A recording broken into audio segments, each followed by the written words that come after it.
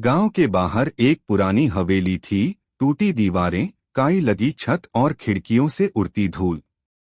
लोग कहते थे कि वहां एक लड़की का भूत रहता है। कोई भी सूरज ढलने के बाद उस रास्ते से नहीं गुजरता था। एक दिन शहर से आई कॉलेज की लड़की नेहा गांव में अपने दादा दादी से मिलने आई। उसे हवेली की बातें सुनकर बहुत जिज्ञासा हुई। उसने तय किया कि वो उस रात ही हवेली देखने जाएगी। रात के 12 बजे टॉर्च हाथ में लेकर नेहा हवेली पहुंची। दरवाजा अपने आप क्रीक की आवाज के साथ खुल गया। अंदर घुप अंधेरा था, बस हवा में ठंडक और सन्नाटा। अचानक उसे सीढ़ियों पर चूड़ियों की आवाज सुनाई दी। छन छन छन।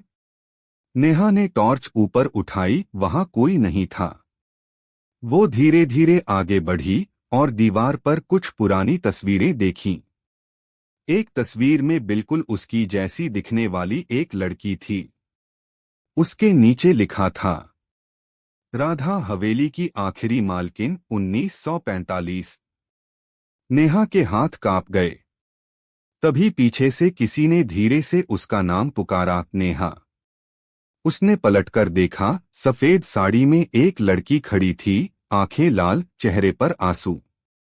वो बोली, मेरा नाम राधा था।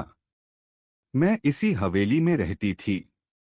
जिस दिन मेरे प्रेमी ने मुझे धोखा दिया, मैंने यहीं से छलांग लगा दी। अब मैं यहां फंसी हूं। कोई मुझे याद नहीं करता। नेहा डरते डरते बोली, मैं तुम्हें याद रखूंगी। राधा मुस्कुराई और धीरे धीरे धुएं में बदलकर गायब हो गई। उसके बाद हवेली के दरवाजे अपने आप बंद हो गए।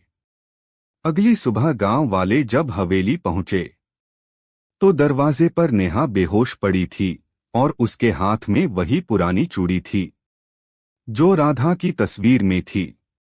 उस दिन के बाद से हवेली में अब कोई आवाज नहीं आती, लेकिन रात को कभी कभी किसी को चूड़ियों की छन छन फिर सुनाई देती है।